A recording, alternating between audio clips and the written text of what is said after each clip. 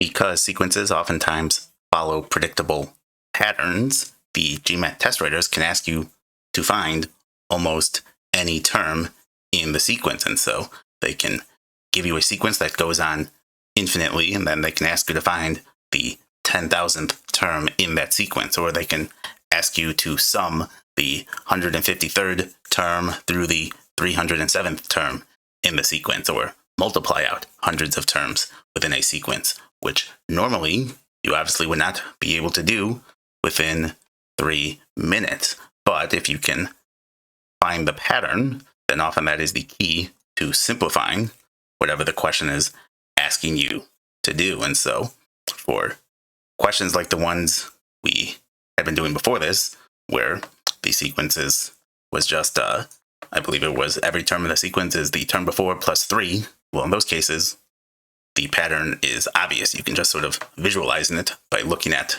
the formula they give you.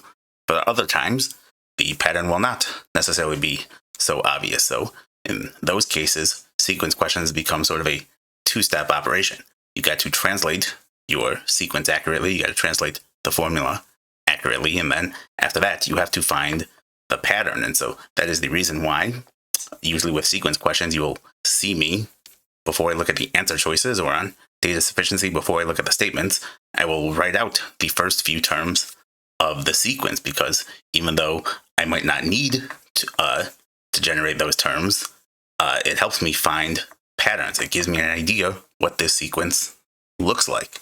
So this question here says the nth term of a sequence is defined by x sub n is equal to 1 minus 1 over 1 plus n for all positive integer values of n. What is the product of the first 100 terms of the sequence? And so I don't necessarily know where this question is going. I know that I can't multiply out 100 terms.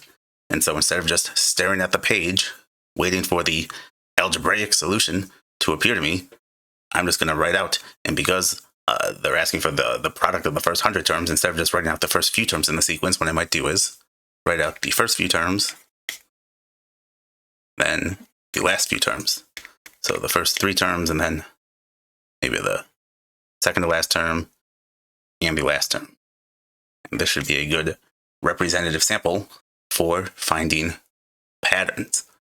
So let's translate. So when we have these pattern recognition type questions for sequences, these are sort of two-step processes. You need to translate your formula accurately, and then we got to find our pattern. And so this is saying, so let's translate it. Any term in our sequence is equal to 1 minus 1 over 1 plus that number's place within the sequence. So the first term is going to be equal to 1 minus 1 over 1 plus 1. The second term should be equal to 1 minus 1 over 1 plus 2. Third term should be 1 minus 1 over 1 plus 3. Dot, dot, dot, dot, dot, dot, dot.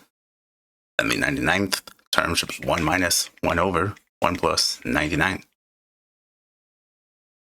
Then the last term, 1 minus 1 over 1 plus 100. And I will literally do this. Well, I'll fully write it out first before simplifying it, because I don't necessarily know where my pattern. First, I need to find out if there is a pattern. Then if there is a pattern, I don't necessarily know where it's going to emerge. And so if I simplify things too much off the bat, I might miss the pattern. And so I can already sort of see it emerging here. So let's go one step further now and simplifying. So this is going to be 1 minus 1 half. Second term is 1 minus 1 third. Third term is going to be 1 minus 1 fourth. Second to last term should be 1 minus 1 over 100. And then our last term is 1 minus 1 over 101. So then if we do our final simplification, actually find each term. Our first term is just 1 half. Our second term is 1 minus 1 third should be 2 thirds. 1 minus 1 fourth should be 3 fourths. So I can see the pattern emerging here as well.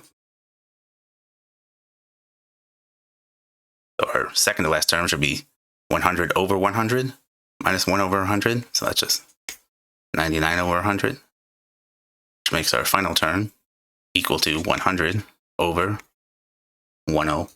1.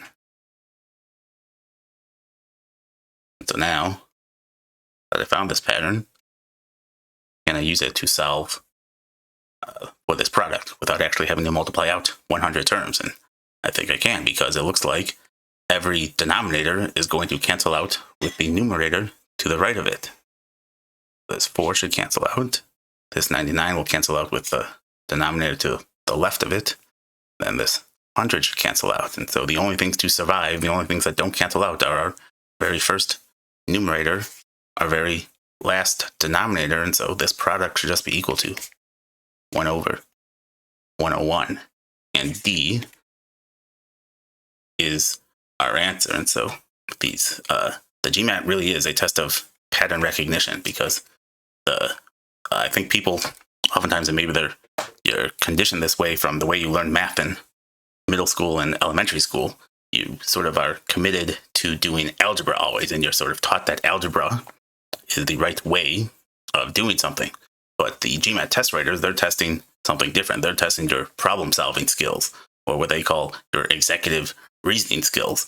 So they're for questions like this, I think they're sort of testing, well, how do you solve a problem when you can't do algebra? They're trying to sort of back you up into a corner and see if you can find your own novel approach to doing it. And so when I see a question like this, I don't see the answer appear fully formed in my head, or even necessarily all of the steps to get there.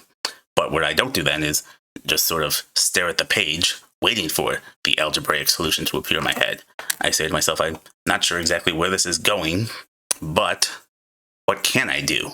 And what I can do is I can generate some examples, and then everything sort of snowballs from there. And so, testing, looking for patterns is sort of the equivalent of testing numbers for other types of questions, which again is also something people, I think, are hesitant to do on the GMAT. But oftentimes they're trying to test your ability. That's specifically what they're trying to see. They're trying to see if you can come up with a solution other than algebra. That is why both testing numbers and sort of coming up with examples and looking for patterns is a very useful skill on the GMAT, because it really is how problems get solved in the real world. How do people discover solutions to problems that haven't, questions that have never been asked before? Well, if there's no textbook solution that they can look up, they're sort of left with no choice but to sort of perform an experiment, generate some examples, and then look for patterns. Let's do some consecutive set questions in the next few videos.